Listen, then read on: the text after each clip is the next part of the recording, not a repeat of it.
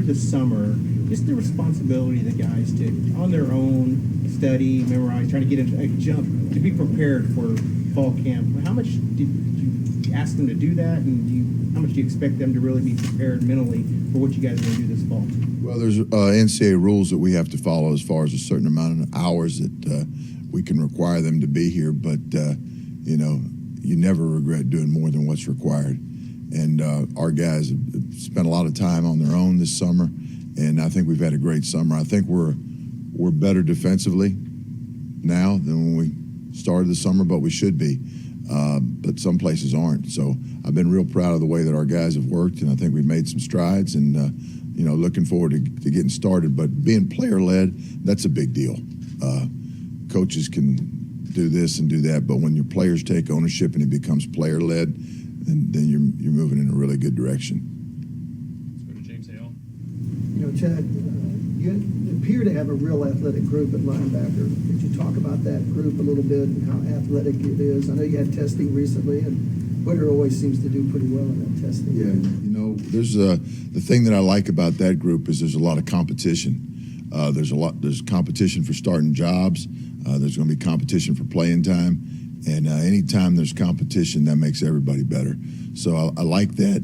You're right, we are athletic. Got some guys that can run. And, you know, but running in shorts is different than running with 40 pounds of gear on, trying to chase somebody who's pretty fast too. So we'll see how that goes, but I'm excited moving forward about and like what they've done this summer. I like the way they've worked. I like the way they've committed. They've spending the time learning what to do. And again, I think we're ahead. I know we're ahead of where we were when we stopped in the spring. It's where we are now. Ted, you talk about being ahead now from where you were at the end of the spring. What are a couple areas where you feel like your guys have made progress, maybe outside of just the strength and conditioning aspect of things? And what do you most want to see over this first part of camp to make that next step? Okay. Well, I see an improved football IQ, and you can tell that. You can tell the guys have been working because of that. As far as knowing assignments, understanding the defense, understanding where their help is, because playing team defense is a big deal. As far as knowing where your help is and playing opposite your help, where if you've got help outside, you want to make sure you stay inside leverage. Things like that, the details of that allow you to play fast and allow you not to have to think and process as opposed to react. And so in addition to that, learning offense too, meaning formation tendencies, motions, shifts, all the receiver splits, all those things that go into the pre-snap process, that the more you can understand that and recognize that, the faster you can play, because then you can anticipate. And I think that's what the really great players do. They anticipate. They play ahead of the play instead of behind the play. If that makes sense to you. Yeah. Yeah, Ted, going into spring, we were sort of wondering, David Agwebu, did he still fit this position? He let us know flat out, I'm still a Mike. So what is it about David? What traits does he have that makes him so good in that role? He is such a relentless worker. He's changed his body. He's lost 20 pounds. He's moving a lot better. And you're talking about a guy that spends a lot of time working at his craft, and it's paid off. I'm really proud of him, and looking forward to watching him perform in camp. John Hoover? Ted, you guys have a whole spring behind you, obviously, and the offseason. But for a new staff, I'm curious, what are some of your priorities for the early install in terms of just training camp, getting these guys ready to go and having them ready to go by September 1st? Yeah, well, you know, all summer long we've worked on game plans. So the installation to mirror what we're going to see, you know, in the first several games. So we've got a big jump on that as a staff. And at the same time, you know, going through things together as a staff. But we're on the same page and we're moving forward. And I'm very fortunate to work with a group of guys that are team-centered. You know, there's some staffs out there where guys build kingdoms in their own little area, and our guys are all about the team. And I've enjoyed that, and looking forward to it. Is there still a newness for the guys? Yeah. In terms of learning your language and all that kind of stuff? Yeah, there is a newness. Yeah, every day gets a little bit better, but certainly as you go through year one of most staffs, but you know what? You're always learning. If you're not learning, you're falling behind, whether it's year 36 or year 2. So I mean, that part of it, we're trying to always learn every day. Yeah. Yeah, over here. Coach, so obviously you have a new staff. A lot of players are new as well, so they don't know each other. You just mentioned guys maybe not knowing where their help is coming from and so on and so forth. How do you, create that kind of continuity, given the limits that you said that there were in terms of time? Right. I think it just gets back to maximize your teaching. When you have meetings, to be prepared, to be organized, to be detailed, of knowing exactly what you want to get done. Because every defensive call has a strength, and every defensive call there's a stress point to it. And you want your guys to understand, okay, when this is called, they shouldn't be able to do this. But when this is called, hey, this is the stress point of it, so we've got to be able to protect the stress point and understanding all that. Because if we're in bail coverage and they're throwing a 5-yard hitch, break up and tackle it. But hey, if we're loading the box, then they shouldn't be able to run the football. So understanding the stress point of every call and the strength of every call. Let's go second. Yeah, Ted, you've been a lot of places, particularly Clemson, though. The talent you've found here, how does it compare to what you've seen in the past, particularly at Clemson? On the defensive side. Yeah, I don't really want to compare talent.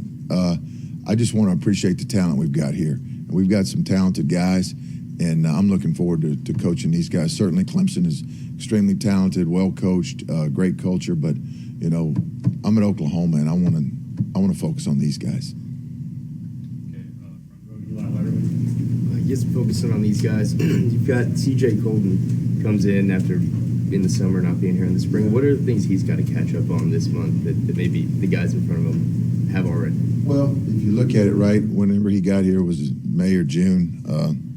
He was 4 or 5. Those other guys had 4 or 5 months in the system that he didn't have. So catching up to the language, catching up to scheme, the way that the requirements in the weight room under Coach Schmitty, how you have to perform there, the standards. But again, he's come in with a great attitude and has worked hard, and it is playing catch up a little bit. But I'm excited to see what he's going to do. Once we start camp, because he's an experienced player there as well. But again, he's going to get what he earns, as all our guys are. There's not going to be nothing handed to anybody, and there's competition at those spots too. You mentioned his experience. What about his makeup? I mean, clearly there's a reason you guys wanted to bring him here, but what about him maybe makes you think he can catch up and be ready to contribute, whatever that looks like in September? Well, he has good tape. He's been in situations in college stadiums against really good receivers, and so he has that level of experience, and that's something that you can't fabricate. You can't fabricate experience, and so to have that, and I think he's confident. And at the same time, I go back to, hey, just like every guy on our team's got to earn. He's gonna get whatever he earns, just like we all are. So that's the mantra, and getting him caught up, and the experience obviously is a factor that's on his side.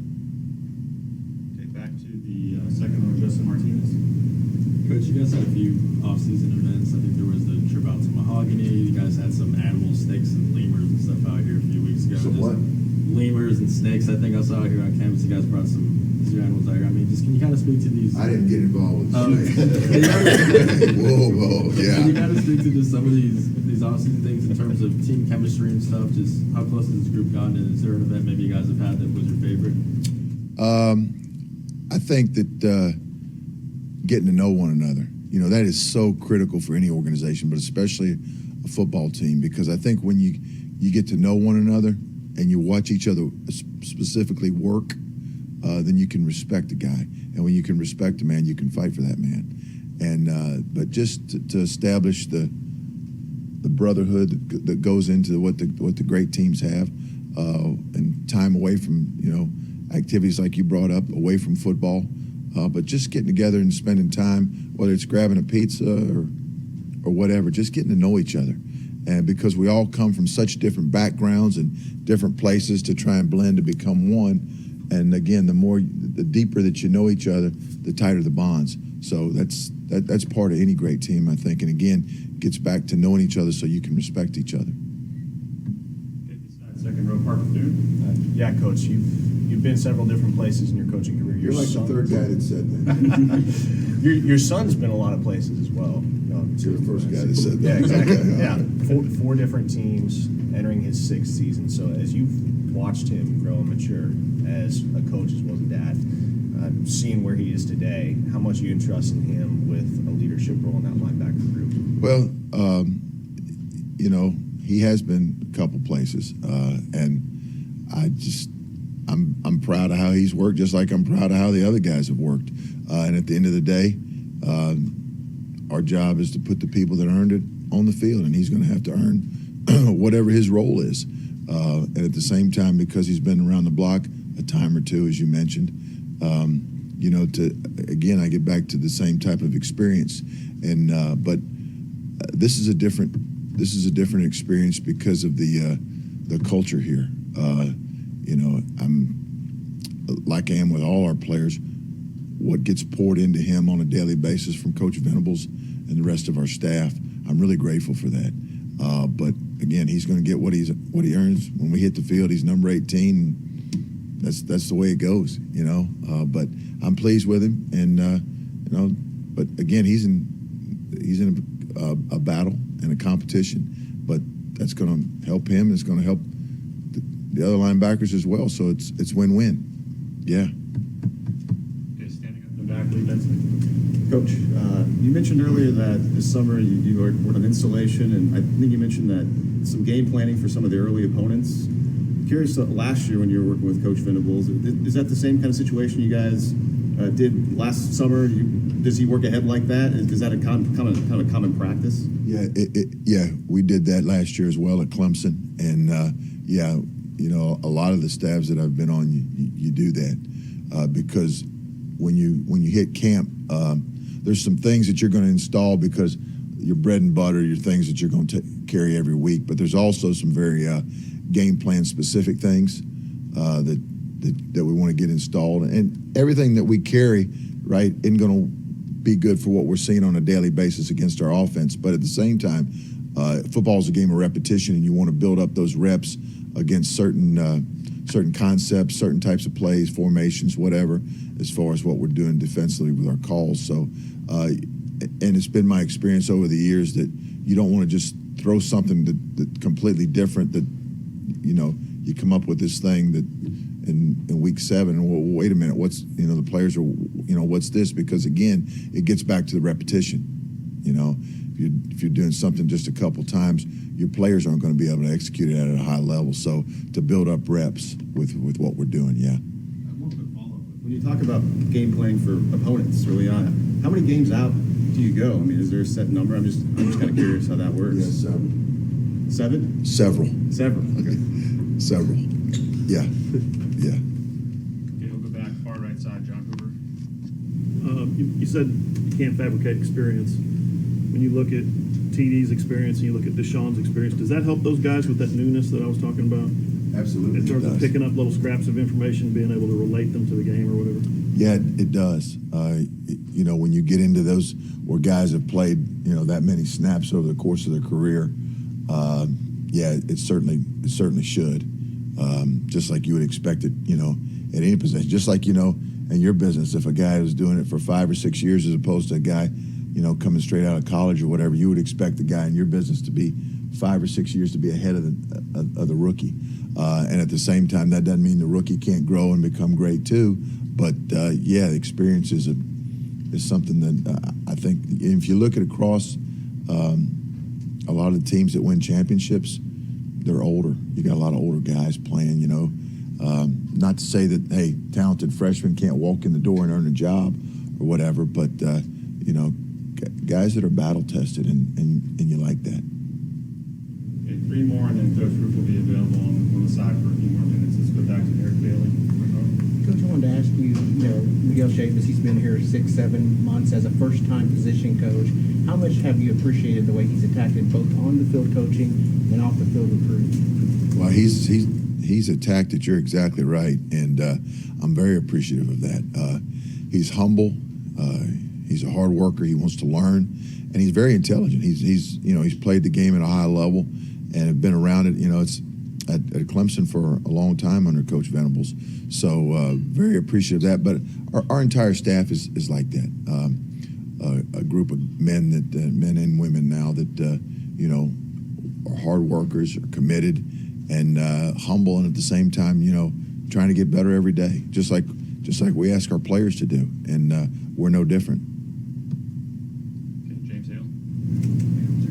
Ted, you said earlier there's going to be great competition at your position. You have some older guys that have been in the program. You have some guys that are 1 year, but you have a great group of young linebackers too. Could you do a deep dive for us and tell us what you think talk about some of these guys that you have at the linebacker position, please? Well, if you look at David Uwebu and Danny Stutzman, both of those guys have played football. Danny's obviously just a sophomore, and David's a fourth-year guy. But both been battle tested, and both of those guys had a great spring. And there's a lot of competition there. But it's a competition where there's respect. Those guys really care about one another, and I think appreciate what each other brings to the table, and have made each other better. But my job is to get the best group together on the field, whoever that is, in whatever role that is. So that's been a great competition. Deshaun and TD have had a great competition as well, and it's made both of them better. Because when you're competing, if you take a day off or a playoff, you're going to be behind the 8 ball a little bit, and because the other guy that you're competing against isn't. So that just raises everybody's level, which is a wonderful thing for our football team. And then you mentioned did you mention Shane? Somebody did. Yeah, earlier you did. Yeah, Shane's had a great off season as well too. So he's in the mix. Then behind that, we've got several freshmen, and they're way ahead because they got here in January. From the shock of going from. For some people, it's bigger than others. All right, the shock of going from high school football to college football, especially in a place like the University of Oklahoma, there's a leap there. Everything's faster. There's certainly in our program a high level of accountability, but just the newness. Hey, this is my dorm now. Okay, this is where I eat. This is where the weight room is. All right, I'm supposed to be here at 6, but that really means 5:50. All those things that kind of go into the newness of it from a practice standpoint. In some high schools, and every situation's different, but some high schools you may run 2 or 3 coverages, and here you may install 4 or 5 in a day. So and then be expected to master that. So that part of it, there's a lot goes into that I don't think a lot of people understand. They just see the bright lights and see them running out of the tunnel with the smoke in front of 88 or 90,000, and they don't see all those things that that go into that. And because our guys are just guys. They're young men that go through the same thing do they have an awesome opportunity, and is it a privilege to be here? Absolutely. But there's still things that they go through on a daily basis, some anxiety, some angst, some first time, like we all have, that is part of the equation. But they are so much better by having come in mid-year, being where we are now, as opposed to, having if they would have come in June. And that's not to say the guys that came in June haven't had a great summer as well, because they have as well. And but it's a transition, and there's growth and learning that happens in those transitions. So, but yeah. For more information, you can visit TulsaWorld.com.